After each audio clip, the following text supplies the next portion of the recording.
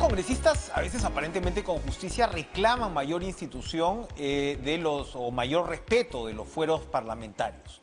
Y eso evidentemente es una parte fundamental de la democracia, el contrapeso de poderes, el papel que debería tener el legislativo, pero cuesta a veces entender cómo se toman ciertas decisiones y ciertas votaciones. Si bien el doctor Espinosa Saldaña, el Tribunal Constitucional, no está habilitado obviamente para adelantar ningún tipo de opinión, ha dado por descontado que casos o leyes como la de la ONP y en la que vamos a comentar ahora, la que habilita el ascenso automático de profesionales de la salud y otra serie de medidas que tienen que ver con este rubro, van a llegar al Tribunal Constitucional. Y como acabamos de ver en el peaje, lo más probable es que pierda el Congreso en este Tribunal Constitucional porque sencillamente irroga pues unos gastos impresionantes al Estado, lo cual, acabamos también de discutirlo, le es vedado, limita el papel del Congreso. Vamos a conversar con Miguel Jaramillo, economista senior del Consejo Privado de Competitividad, a propósito de esta ley que golpea, se ha hablado mucho de salud, pero también golpea al MINSA. Estamos hablando en total de la consecuencia que sería de aproximadamente 2.400 millones de soles en el erario público. ¿Cómo está, señor Jaramillo? Gracias por estar con nosotros esta noche. Hola Enrique, encantado. Su opinión sobre esta ley. Mira, sí, el efecto de este proyecto de ley o esta ley que se acaba de aprobar puede tener consecuencias importantes y de una magnitud negativa para el sistema de salud y, más importante, sobre el bienestar de la población, de los ciudadanos. Hoy la crisis producto del COVID-19 ya ha puesto al límite al sistema de salud y cada recurso cuenta para poder brindarle atención, adquirir insumos, obtener camas UCI, que hasta el día de hoy, digamos, hay dificultades para llegar a esa meta de 2.000, por poner un ejemplo. Entonces, aprobar leyes sin ningún sustento técnico y sin pensar en las repercusiones que esto tiene sobre la sostenibilidad del sistema y el presupuesto en momentos como los que hoy vivimos es un poco irresponsable. Eh, Habría quienes señalan que la ley es un reconocimiento al personal de salud que por supuesto pues sabemos está en primera fila del combate contra la pandemia, porque incluye, por ejemplo, cambios de grupo ocupacional, pase del régimen CAS a 728 en el caso de salud, ¿no? Y claro, siempre se ha visto que el CAS es una suerte de contratación, eh, digamos que debilita los derechos laborales. ¿Qué responde a ello? Mira, es innegable que el personal médico, los profesionales de la salud que están ahorita en el frente luchando contra esta enfermedad y cuidando a la población, son héroes. Eso es innegable, pero también es importante mencionar que en momentos como estos, hacer cambios importantes como el que aprueba esta ley, pone ciertas restricciones y pone en peligro el debido cuidado que debiera tener la población. Por ponerte algunas cifras. En el caso de salud, esta incorporación de los CAS o este paso de CAS a régimen de nombramiento, o sea, 728, o sea, 276, implica un costo de 1.500 millones de soles aproximadamente. Esto hoy es cerca del 12% de los ingresos de salud.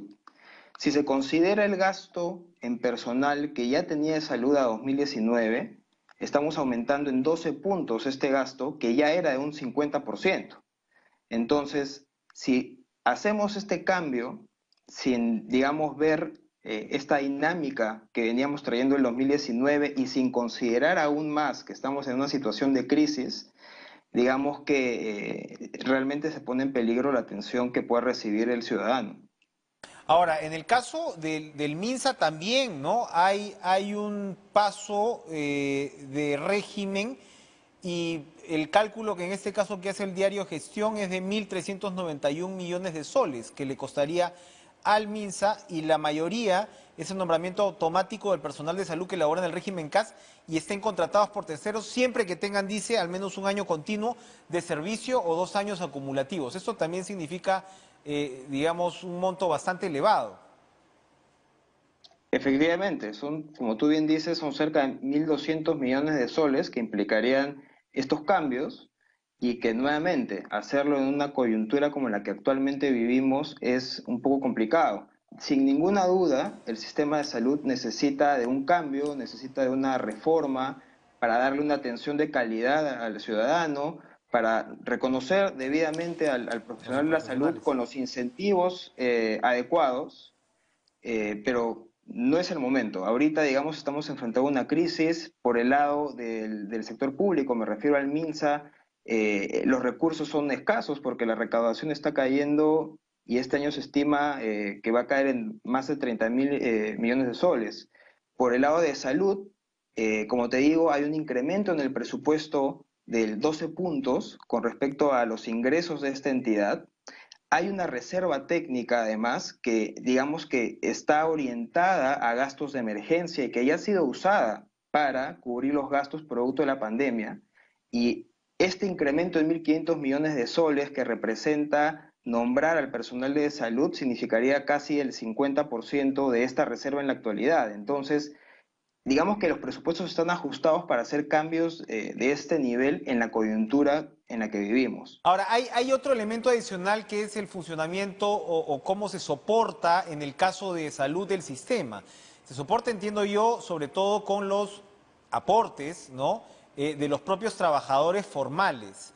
Y además hemos visto que parte de esta tragedia implica la desaparición de los puestos formales por cientos de miles, probablemente incluso por millones. Esto significa además que los fondos de salud se van a ver mermados de una manera importante. Sí, mira, lo que tú dices es muy importante, porque no solo efectivamente la pérdida de empleo hace que los ingresos que tiene salud caigan, sino que además, si se incrementa este gasto en 1.500 millones de soles, lo que quiere decir que va a haber un desembolso mayor por parte de salud, quiere decir que tiene que haber algún tipo de compensación para poder mantener el presupuesto equilibrado dada esta coyuntura. ¿Cuál podría ser una alternativa? Que el aporte a salud por parte del empleador, que hoy es 9%, se incremente. En una situación como la que estamos viviendo, eso es inviable. ¿Por qué? Porque necesitamos más bien más incentivos a la contratación formal para evitar que se rompa esta cantidad de empleos, que se reduzca esta cantidad de empleos formales que ya se viene reduciendo, dicho sea de paso, por el tema de la crisis.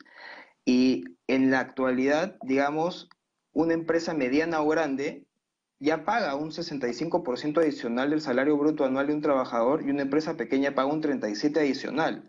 Subirlos, digamos, subir los montos por concepto de salud haría que este costo laboral se incremente en una situación que, digamos, no va para más y que, al contrario, necesita de medidas que promuevan el empleo formal.